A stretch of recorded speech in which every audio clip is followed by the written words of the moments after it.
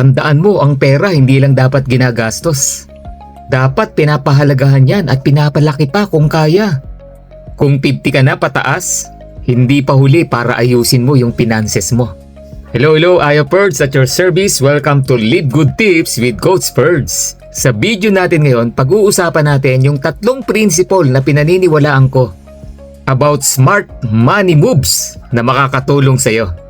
3 smart money moves para sa'yo. Number 1, budget wisely and cut unnecessary expenses. Bawat piso mahalaga yan. Iwasan yung mga gastusin na hindi naman kailangan. At ang matitipid mo, pwede mong ilagay sa investment or emergency fund. Number 2, invest for long-term growth. Hindi pa huli para mag-invest. Maglagay sa low-risk investment tulad ng bonds, dividend stocks, o mutual funds para kumita kahit hindi ka nagtatrabaho.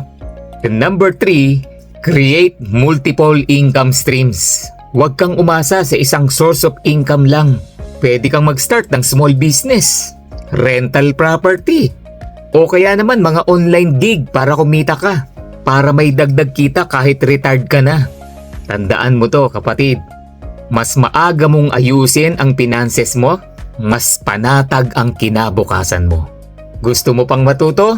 Follow me for more money tips. God bless everyone. Ayo Ferds at your service.